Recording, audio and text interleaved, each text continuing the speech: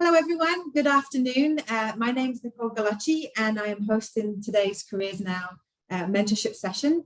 The session today is on sales and marketing career paths, and we have Sabrina and Anil here to speak with you shortly. So just briefly, Careers Now is Food and Beverage Ontario's workforce development initiative for Ontario's food and beverage processing industry. The program was essentially launched to connect job seekers to employers in Ontario's food and beverage industry. We've been offering things like these mentorship sessions, 12 in total. This is actually our last one today. And we're also offering job fairs. We have 2 more coming up, March 1st and March 8th. And you can meet a dozen employers at these fairs and obviously connect and start your career path there. We also offer free training, essential skills training. And if you look in the chat in a few minutes, you'll see the link to create your profile on CareersNow Job Seeker. And you can find out about all these events and certainly register for these events and obviously your skills training. So each speaker will take about 10 minutes to talk about their career path, literally from where they started to present day, and we'll let them both speak first, and then I've got some questions, but if you do have questions, feel free to put them in the chat and I will go ahead and ask them afterwards. So Sabrina, if you'd like to go ahead. Sure, can everyone hear me? Thumbs up, we're good? Okay, hi everybody. My name is Sabrina Caruso. I'm currently the lead marketing manager at a company called Jan K Overwheel. And I'm gonna guess that no one has heard of this company, but you probably have heard about the brands. And that is something as a marketing student or graduate that you're used to doing and you'll be continuing to do, which is research. So that is me today. I'm gonna share with you a little bit about my background. So I'm a university grad. I don't have my master's. I really don't like school, but I've been successful in my career. And a large part has to do with that is passion and willing to do the work. And that's something that I'm gonna definitely suggest to you, is that whatever you choose to do in your path, is be passionate about it. It's a long road ahead and you need to have fun. So when things get tough and you're gonna be working long days and so forth, and you have your life and everything kind of comes together, if you're not gonna be passionate about what you're doing, you're just not gonna have some fun. So that's the biggest thing that I can ever say to you.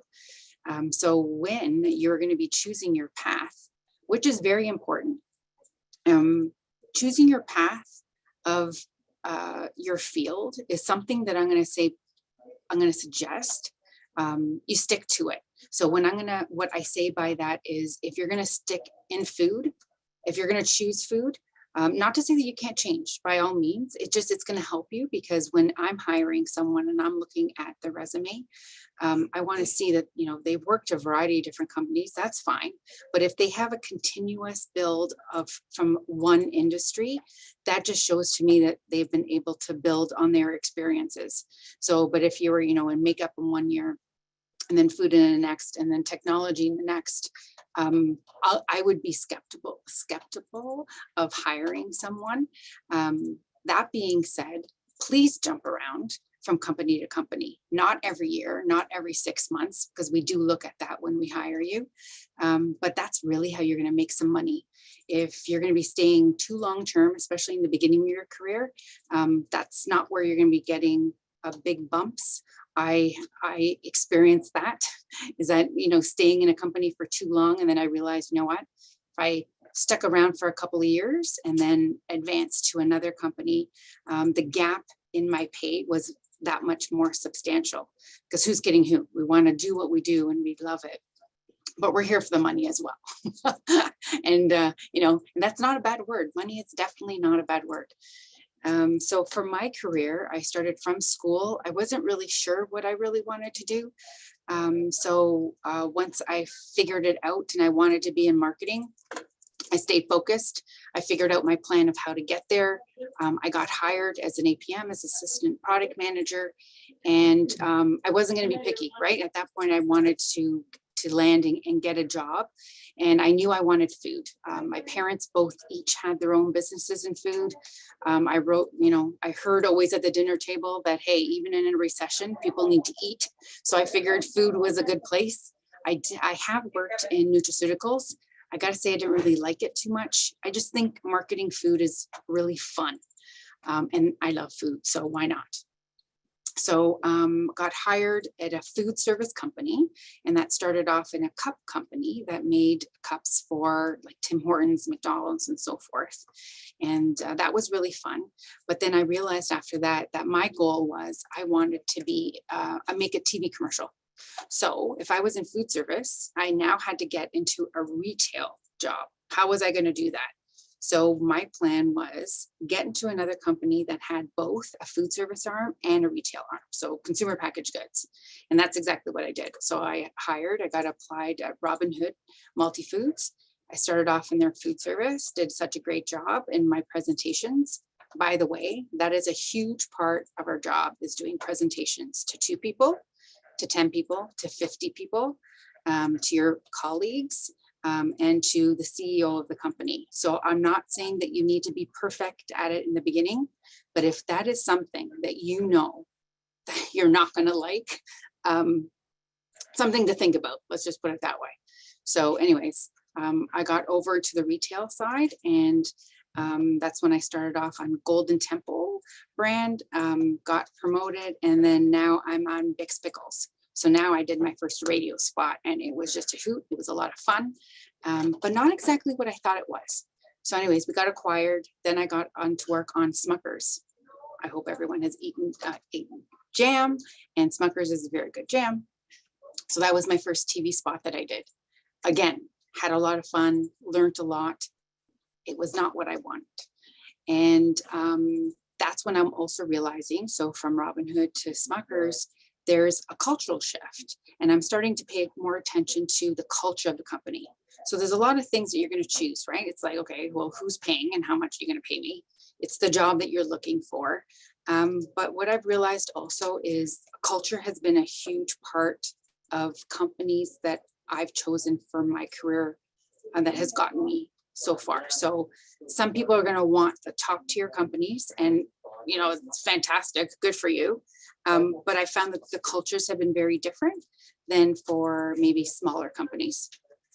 So after Smuckers, I decided I wanted to go back to companies that had maybe were not publicly traded, a little bit smaller.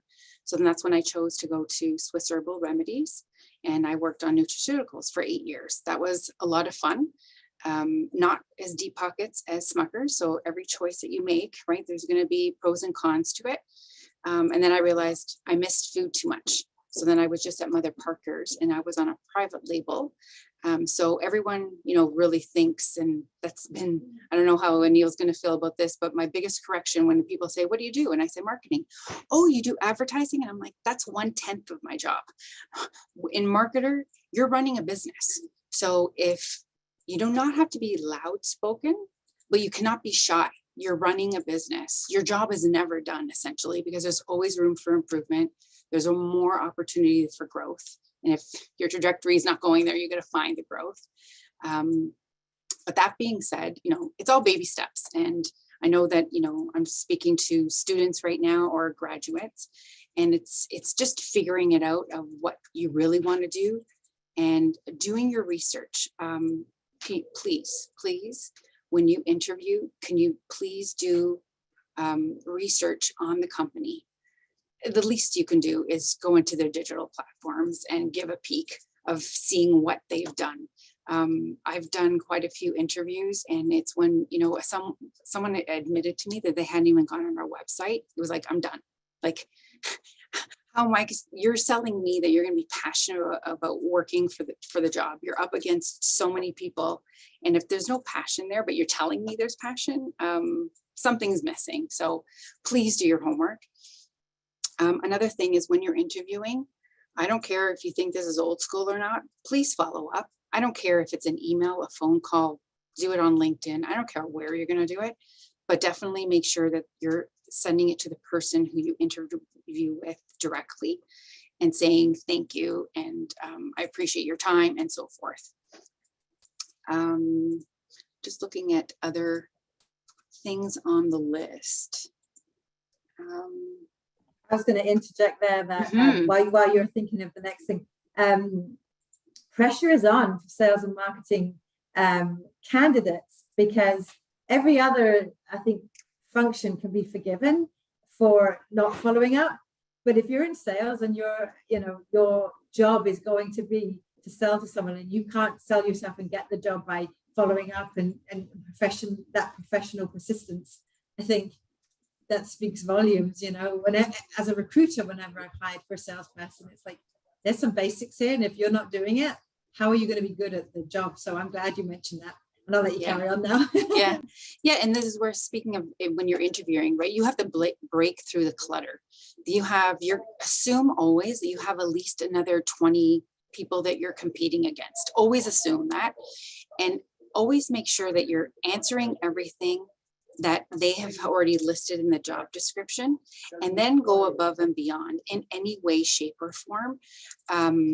Whether you're going to be showing a portfolio, whether it's something that you did at school, I don't know, just get creative. If you don't know what creative means, call some headhunters yourself. Someone's going to be always willing to just shed some knowledge. Give me a call. I'm on LinkedIn. Send me messages. I'm more than happy to share for whatever wisdom I have. More than happy to do so. When it comes to also breaking through the clutter, when you have your job, so now you're freshly hired, and it's about how you're going to learn. So I admitted to you that, school is not my top thing. I'm definitely hands-on, and I watch people, and that's how I've learned. When you're in a meeting and you're not understanding what's going on in the meeting, that's okay. What you're going to pay attention to is the people. You're going to read their body language. You're going to hear what people are saying. More importantly, what they're not saying. You're competing against your peers. And never forget, ever, that just because you're reporting to Nicole today does not mean that you will not be reporting to Anil tomorrow. Never, ever break any relationships.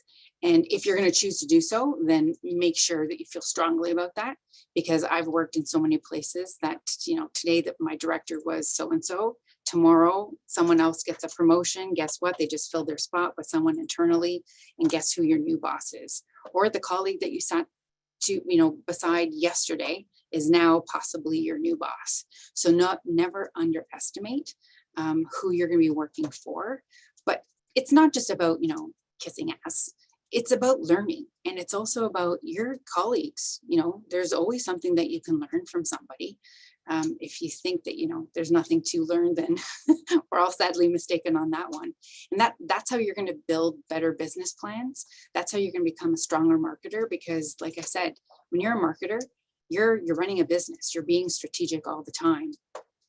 But it's also, and I'm sure everyone in the room, even as students, is that when you're presenting, you're trying to steal time even from your teacher to get a better mark. So is it going to be you're more charismatic when you're doing a presentation, just so they can remember you when they're actually grading you? Is no different than when you're doing a presentation, whether you're launching a product or whether you're presenting your business plans. So again, you don't have to have all the theatrics. You don't have to be loud spoken, but you definitely cannot be shy in this role. So I've learned this. I'll never forget Charlie Coots. He was my first vice president. I had to do my first presentation. We were 50 people in the audience, and I was literally shaking. Like, I'm not joking. When I said I was shaking, I was shaking.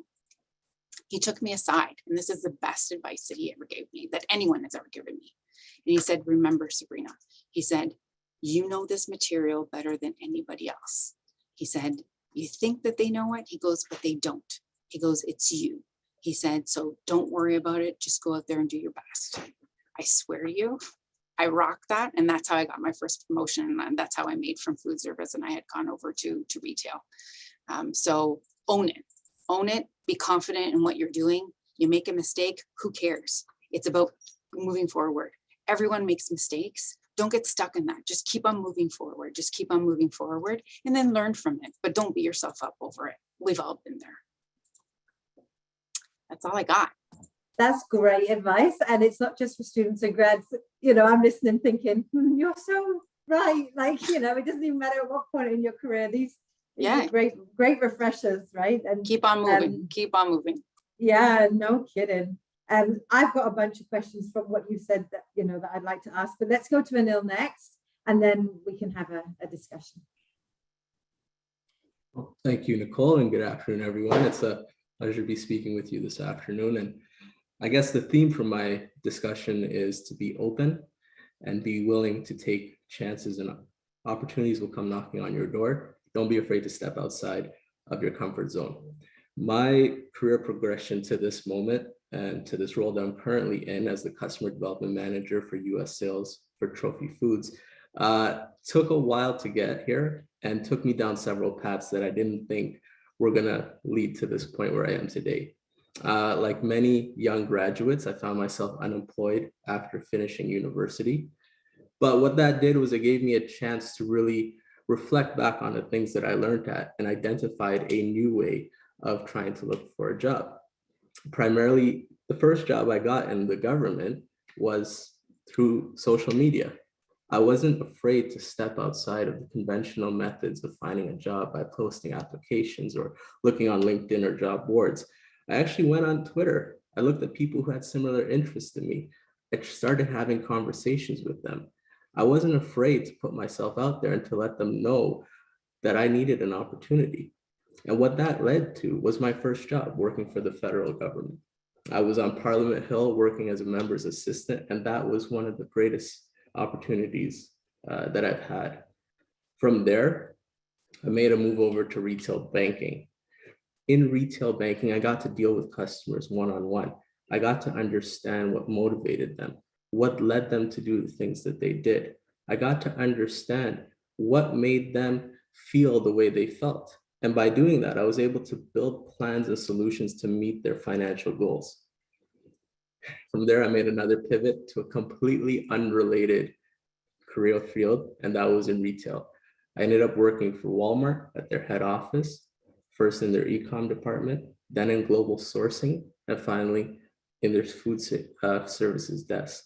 There, I dealt with products that had a finite shelf life, that needed to be sold within 30 days, that needed to be marketed, and that needed to be advertised to consumers to ensure that consumption was made and we didn't suffer a loss. And finally, from there, I made one more move before entering the food service industry, and that was the Shoppers Drug Mart. I worked with directors, I worked with vice presidents. I went into some uncomfortable situations because I didn't think at that time I was prepared, all the while not noticing that the opportunities that I had all the way and all along were actually preparing me to do the job that I was hired for. I started working in areas that were outside of what I was supposed to be doing, looking at planograms, store layouts, customer traffic, identifying stores that we should do promotions in, and stores that we should avoid altogether because the customer traffic wasn't good.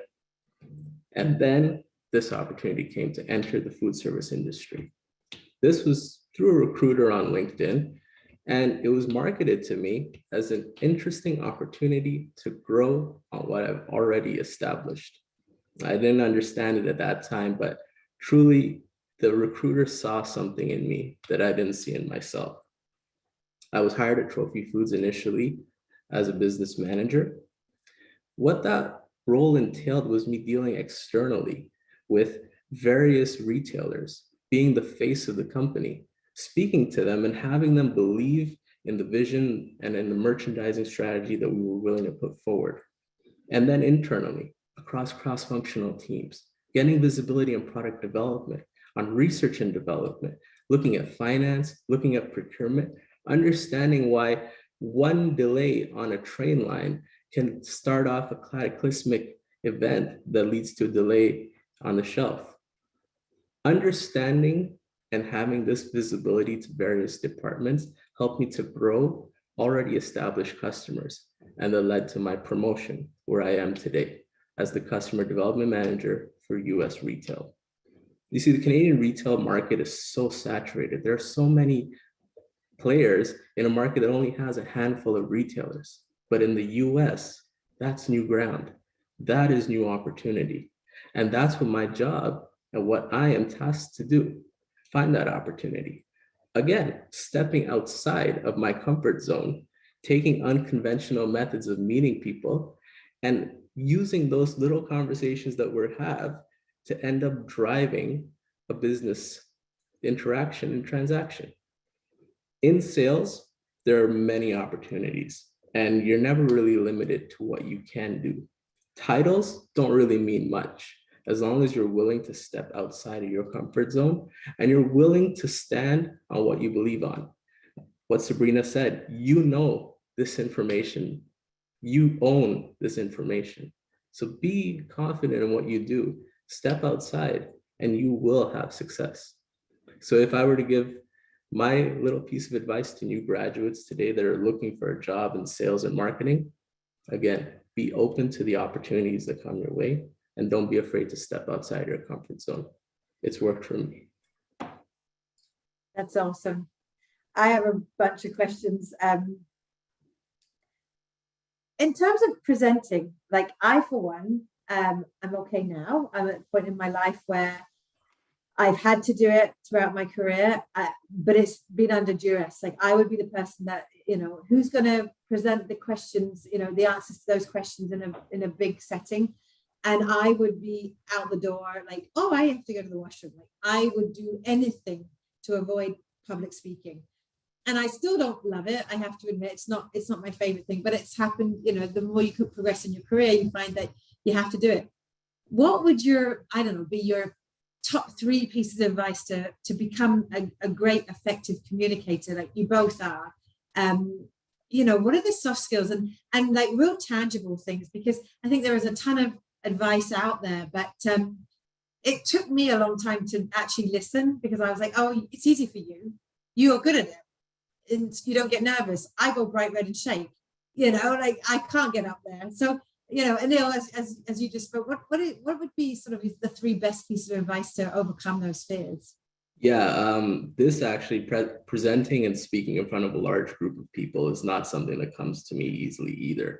Growing up, I actually dealt with a stutter and a tied tongue, which is something that has limited my communication for many years.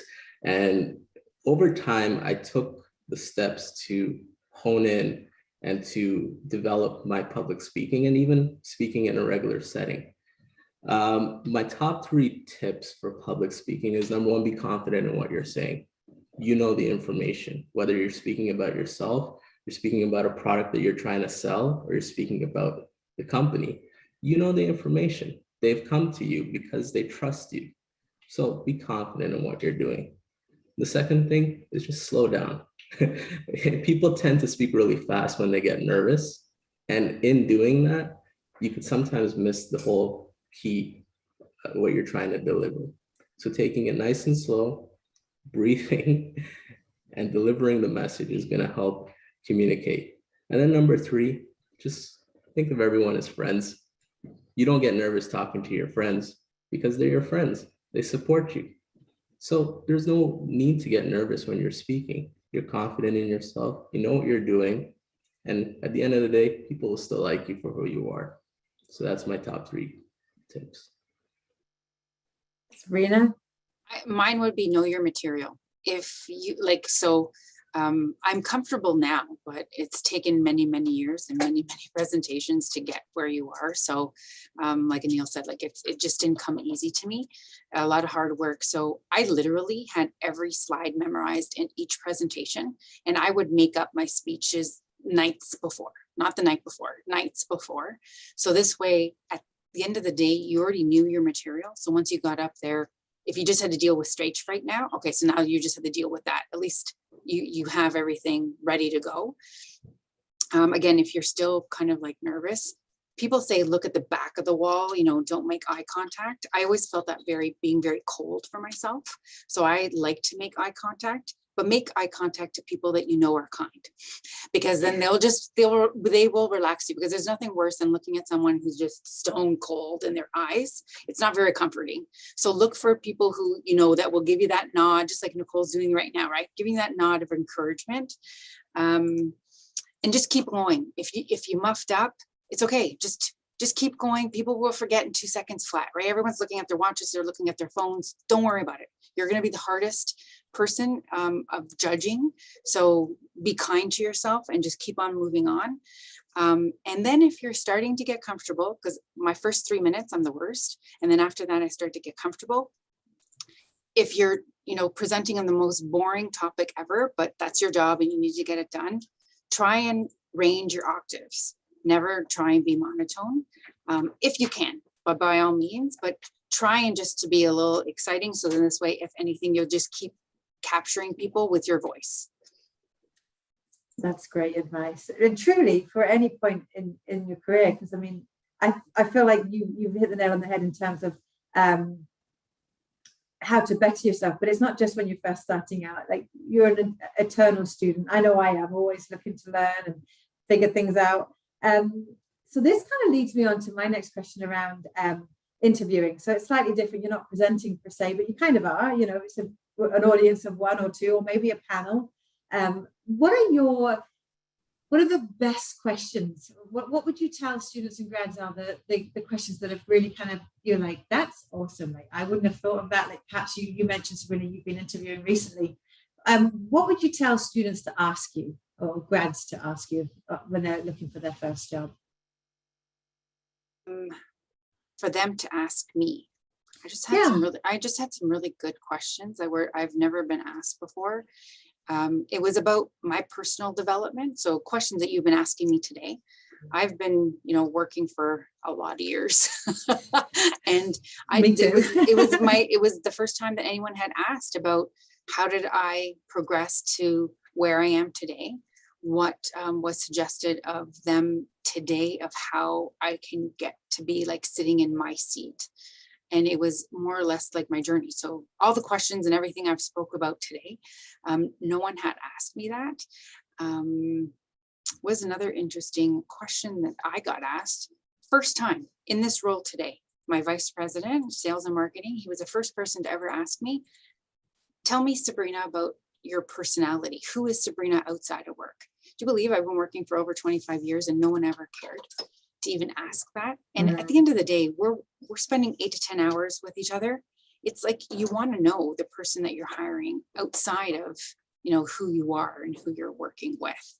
Speaking of working with, I worked with Daryl Rowe from Mother Parkers just when I came here. So tell him Sabrina Caruso says hello. And that's another thing. It's a small world. As you get older, it's smaller world, small world. Yeah. So Daryl Rowe used to be our chief sales officer at the company that I was at before.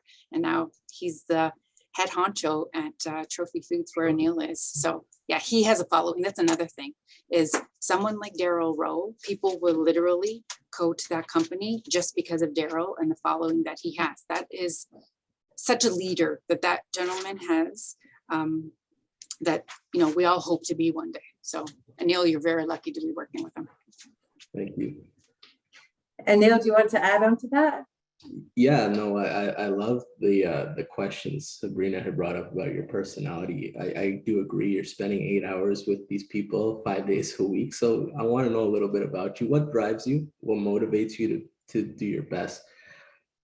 For me, when I'm hiring and when I've been interviewed, one of the questions I like to ask is, from their perspective, what does success look like? Tell me what success looks like. Because what you're doing is you're stripping away all the words on the job posting, all the fancy qualifications, everything that are buzzwords or key things that makes the software pick you up. You're stripping all that away, and you're asking the person that you're working with, how do I hone my skills that obviously qualify me for this job, and how do I deliver to make sure that I'm hitting specific goals? Tell me what success will look like a month into this role, 3 months into this role. How do I continue to progress in this position? Those are questions I love asking, because what it does is it starts to show that person is actually thinking about how not only can they get this job, but how they can excel in this job, how they can use this job and its functions to help drive our company forward. So that's just one more question I would add onto what Sabrina said. one of the questions I get asked a lot from students, in fact, the last session that we did was on communications, and my son's going into that kind of field. And he's still at Mac right now. But I think it's quite daunting to decide what career path to go on. And I think, in our position, we can say, you don't really know what you don't know. And you end up in your first job, and that leads to your second job and your third, and so on and so forth. And your career kind of finds you. But I think it can be really daunting for new grads. So the question my son asked me to ask every time is, what do you do in a day? Like, what does your day look like? Like, break it down. Like, rather than the big scary job description, you grab your coffee, you sit down at your desk. What happens next? It's hard to say. No day is the same. Specifically in sales, one day I could be totally occupied by product development. New item that we made doesn't hit all the specs, or it's hit all the specs and we're all excited and we want to sell it to everyone and a grandmother. The other day it could be a shipping issue. The other day it could be an invoicing issue in finance. The other day somebody doesn't like the way you looked with them on the road, and then that becomes an issue. So every day is different in sales. There isn't one specific day. But again, once you have a full understanding and appreciation for what your job is and what your function is, and you sort of keep that sort of right in front of you, no matter what the noise is coming in, you'll be able to continue to progress towards your ultimate goal, whether that is acquiring a new customer, launching a new product. Staying focused is part of the success in this role. Sabrina, you want to describe your day? Yeah, it's nuts. That's why I'm telling you, when you really want to love what you're doing, it all starts with a timeline, right? And you have your business plan, so you know what your goals are, and you know what you need to achieve, and you work everything backwards. And I could never live without my calendar. I'm sure we all can't. But it's all about knowing and you're hitting your deadline and moving everything backwards.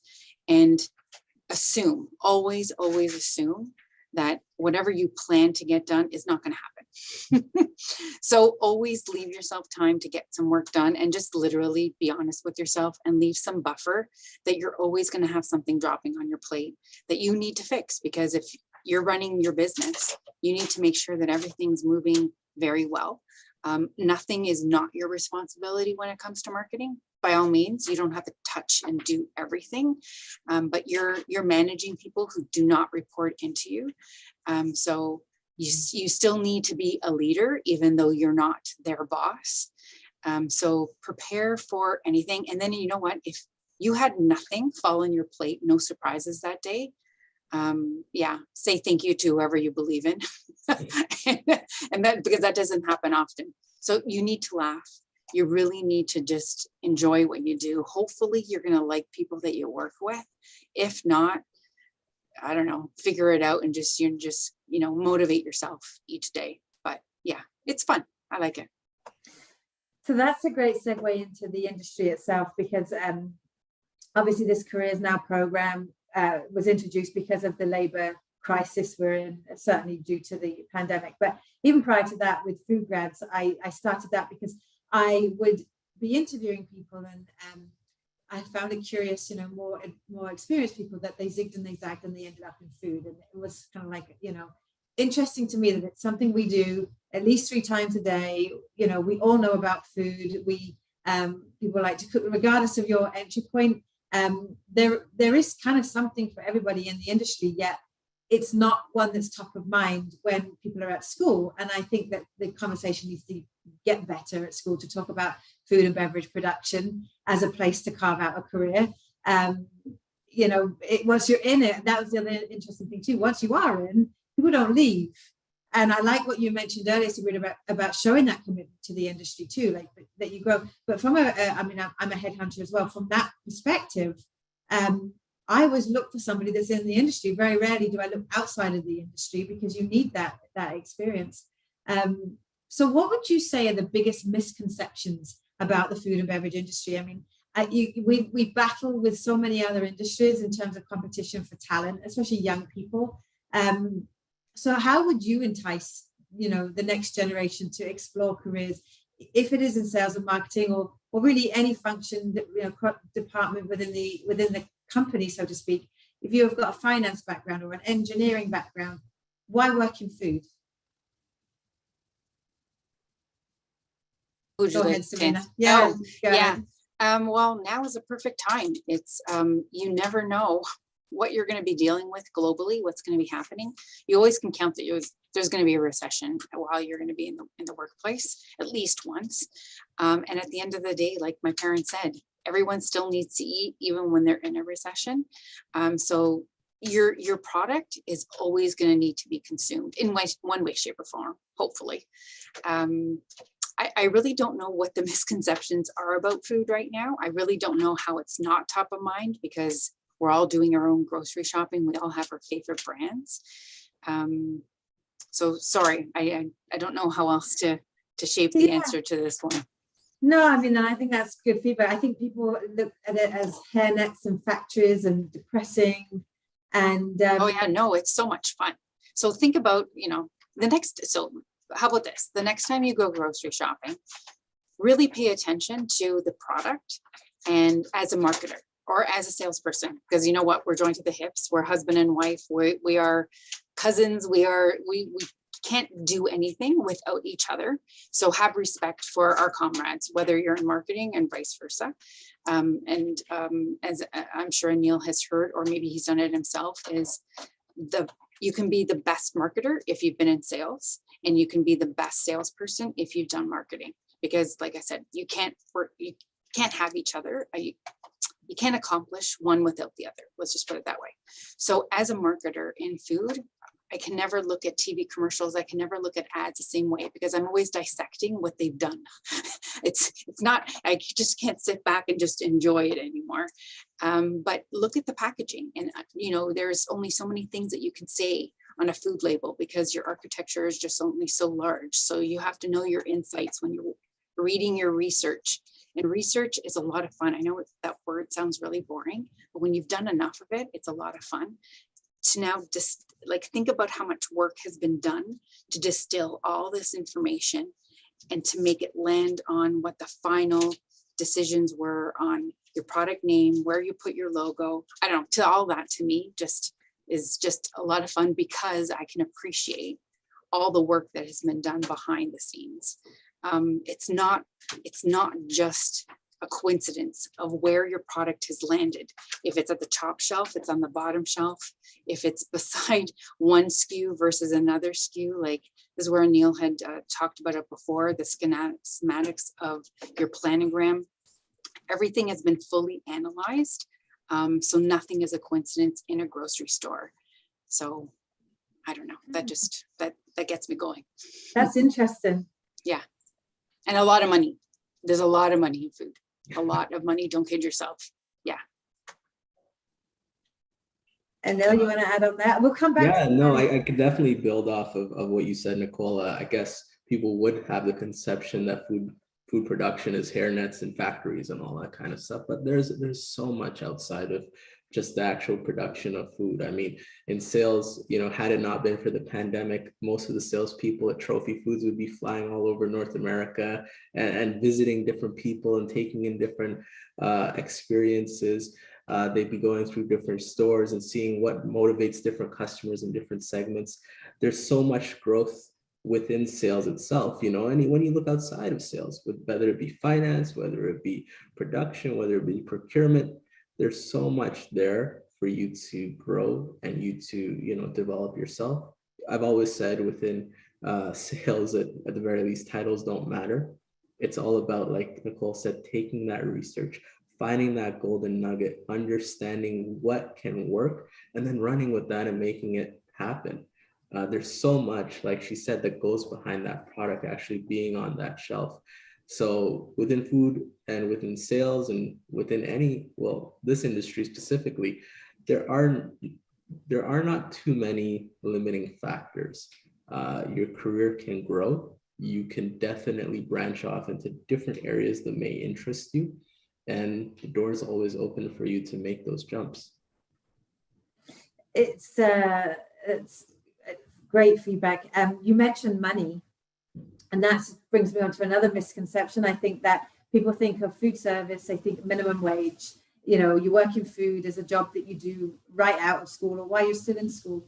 And obviously, as a recruiter, I know that's different. You guys work in the industry. Maybe you want to talk about that a little bit. I mean, Sabrina, you did at the beginning about how to progress, and I think I wholeheartedly agree with you to get those bumps. I've seen it as a as a recruiter. That's how people get those bumps. And then I talk to people that have been in the same job for, you know, the same company, I should say, for 10, 15 years, and it's like, you know, they aren't even aware of what their market value is now because they've been there. I'm sure employers don't want to hear that, but that is the reality of the situation. So how would you advise a new grad if they called you and said, how do I negotiate my first salary?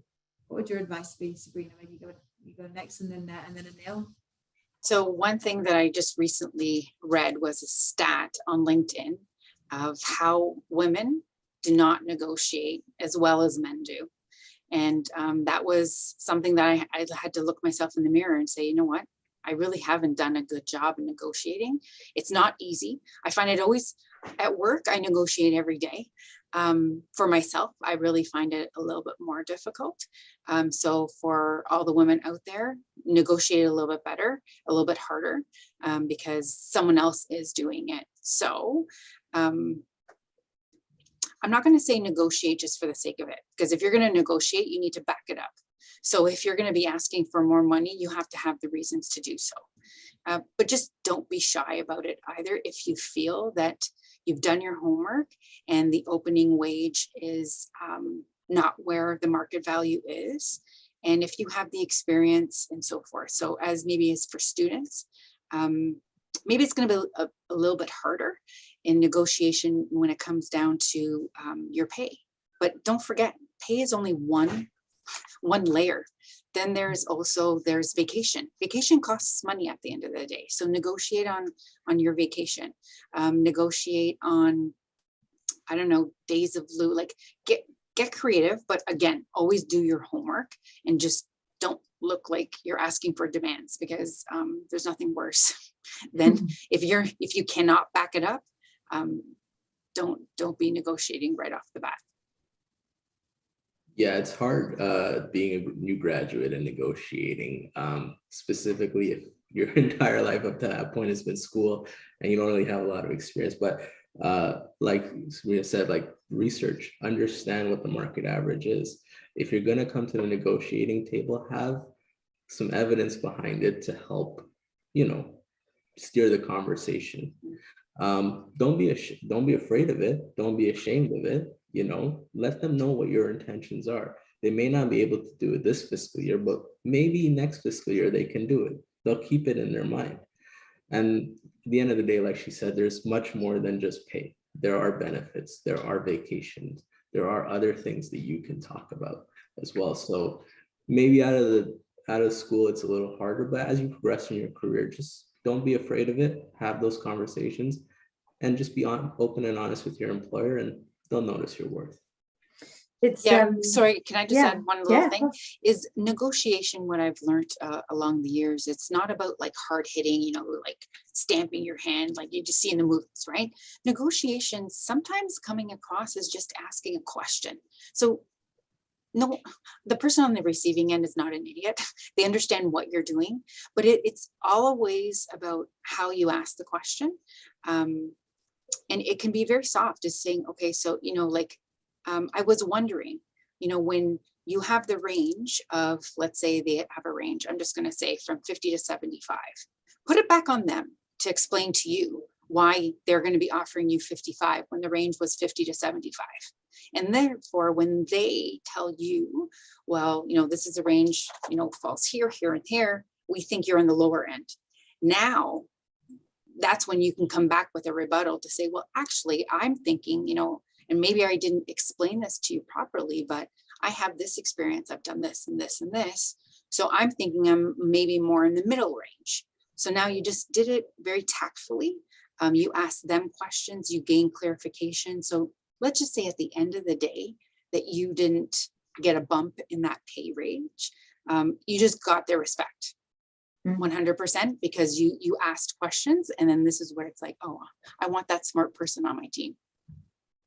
And I think, again, with sales, you're in a unique position where maybe you have to take a little bit less on a base salary, and you can negotiate your commission and, you know, come up with something maybe a little bit different to what's on offer, but, you know, almost coming with that confidence of, let me prove to you why you need to hire me. This is my base, this is my flex side, however that's built, and you know, off they go. And then the proof really becomes in the pudding, where they get to show how effective they are in their sales position. So I think that's one role that you can do that in, is a sales position. Really show your worth by the business you bring in. Mm-hmm. Well, don't forget, in marketing, once you get to a certain level, you get bonuses as well. So there's negotiation in your bonuses too. Yeah. What would you say, and I know we're getting close to the end, and I'm just going to, otherwise I have to keep an eye, otherwise I'll just keep asking you questions. What are the top 3 soft skills you look for sales and marketing job seekers or new grads?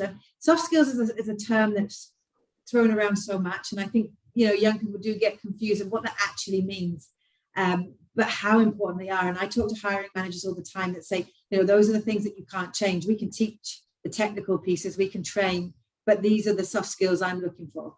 And then they'll list off what are the most critical. Anil, maybe you want to go ahead first. What are the soft skills that you would say are most important to be successful in, that you've found in your role? Yeah, I think the first one is curiosity. People who are curious show a willingness to learn. So that's a huge one. Someone who can just laugh at themselves. We're all gonna make mistakes. You know, sometimes they're big, sometimes they're small, but being able to just step back, take a breath, smile, and then move on with your life is another one. And then the only other thing that I truly cherish, and something that has helped me as well, is the ability to really just try to connect with people. We all come from different walks. We all have different motivations. You know, you talk to somebody, you do a cold call, and they may not be having a good day, and, you know, they take it out on you, but just being able to just relate to them, relate to their current situation. Sure, the door didn't open today, but you know what? Tomorrow there might be another opportunity. And don't be afraid to, you know, circle back if you have to. So those are my soft skills that I look for. I'm not on mute.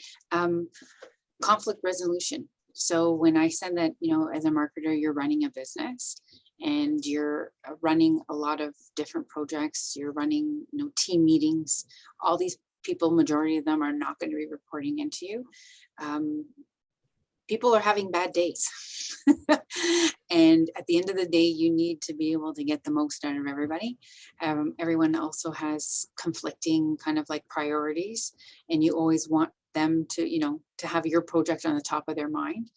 And it's about calming down the situation, because there's always going to be someone who's, you know, loud spoken, and someone wants to talk about this, but then you need to keep everyone focused. So managing a room, conflict resolution, it will help you in life, but it'll definitely help you in your job. Being passionate. I don't care what it is. Just show me that something gets you going, that there's a reason why you get up in the morning, and you're just, you know, not robotic. You can be smart. You can be the smartest person in the class. I really don't care. If you don't have passion, then I'm going to say that there's something lacking to be part of my team, or who I want to be part of a team with. And then asking questions. It's, I don't know if it kind of like doubled on what Anil was saying, but just keep on asking questions, and don't be scared to. If anything, there's no such thing as a dumb question, because trust me, you can ask. And I do my own kind of research all the time. I will always phrase a question differently, but I'll always ask the same question 3 times in a meeting. I guarantee you, still to this day, I've been doing it for 20 years, more than 20 years, you'll always get a different answer. So that is one of my cardinal rules when I'm managing a project. Ask the question in different ways, because people understand it differently. And it also could be you, like it could be me. Maybe I'm not phrasing the question the way I think it's being received. So do it for yourself, but then also do it for everybody else. Yeah. So ask questions a lot. Fantastic advice. I feel like you're going to see these pieces in an image that's going to be shared on social in the near future. You'll see your face The last thing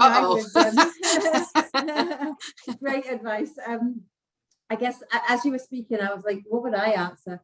And again, I'm proving what I'm going to say. So when I first started out in my career, people would say listening skills are really important. I really didn't grasp that. And when you first start out, I think you are very keen to make a good impression and have a great response and have good chat and make sure that you're coming across well. And one of the things I really had to work on was my listening skills, because I wasn't listening to respond, I was listening to, as opposed to actually truly understanding what they were saying. I was more so listening and thinking about how I was going to respond.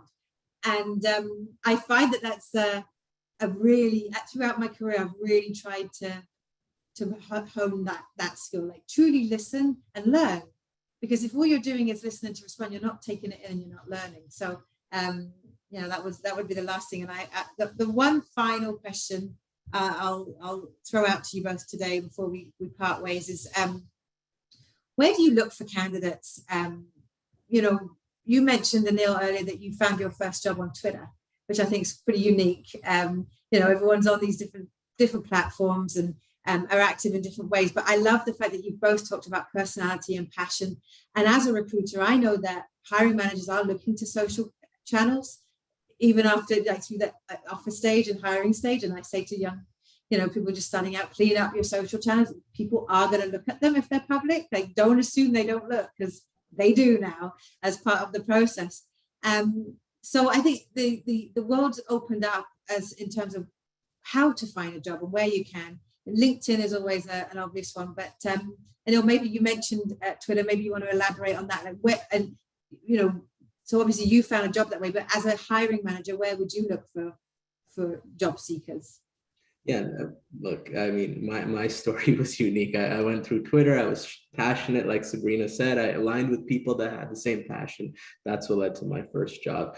But truly and honestly, like, your opportunity could come from anywhere. It could come from LinkedIn. It could come from Monster. It could come from Indeed. It could come from anywhere. Just make sure, I guess my piece of advice, because everybody's so connected and the world is so interconnected and everybody's sharing their life online, just make sure you're portraying out there what it is that you are, who you are. Make sure that image speaks to who you are as a person, because at the end of the day, like you said, employers are looking at all those different channels. In sales, we want to make sure that the person representing our brand can do so in a good way, and that's so important, to make sure that your social channels are cleaned up. And really and honestly, man, make those connections. It can happen anywhere. When I told people that I reached out to somebody on Twitter back in the day to, hopefully get a first job, everybody thought I was crazy, until 6 months later, when I had the badge on Parliament Hill and I was walking around as a staffer. So, be open, be ready, and just be eager to find that opportunity. It can come from anywhere. And as a hiring manager, I honestly would look anywhere. I would post everywhere I could. And if somebody just shot me a LinkedIn message and said, "Hey, I heard you had an opportunity," I'm more than happy to have a conversation with them. Sabrina, final thought to you? Yeah, just continuing on with what Anil was saying, is post it, even if you are private, when you're like on Instagram, like anywhere, because you just don't know who and what the connections they have. And if you're willing to have those conversations, you can post something, and then before you know it, a friend is saying, "Hey, I was just speaking to another friend and they're hiring." And then even if nothing works out, but it can continue moving forward. So like Anil said, you can be in a grocery store lineup and you can bump into someone, and before you know it, you're talking to someone. I asked too. It's like, "Hey, where are you working?" And you never know how it might turn around. So always have a smile. Yeah, always have a smile on your face. Yeah, because you never know. I think the biggest thing in the job search is get used to rejection, and if you can't handle that rejection, then sales maybe isn't the place for you. Sales and marketing isn't necessarily the home if you can't take feedback and a few Right. doors closing before one opens. Yeah, and you know what, these students, they should be, you know, but be kind to yourself. This is where we've gotten beaten up a couple of times. You get used to it, but then you also build your confidence out of that. So like we had admitted from the beginning, you know, we weren't this personality that we are today. So just remember that, you know, be kind to yourself from the beginning, but keep on pushing forward and know your value. Don't let anyone take that away from you. Know your value. Absolutely. I think it's important, like Sabrina said, know who you are to you, Mhm. and be proud of who you are to you. Mhm. And that translates so beautifully in any work environment. And it just makes employers so much more attractive to you. That's an amazing note to end on. Thank you so much, both of you, for joining today. Like I said earlier before we went live, we couldn't do this without people like yourselves giving up your time to speak to students and grads. You know, it's so valuable. We really appreciate it and wish you a great evening. Thank you everybody for joining in. And if you're listening to this as a recording and you have questions for myself or Neil or Sabrina, please reach out to me, Nicole@foodgrads.com. I can certainly reach out to them and have questions answered if you need to. And have a wonderful evening. Thank you again. Bye, everyone.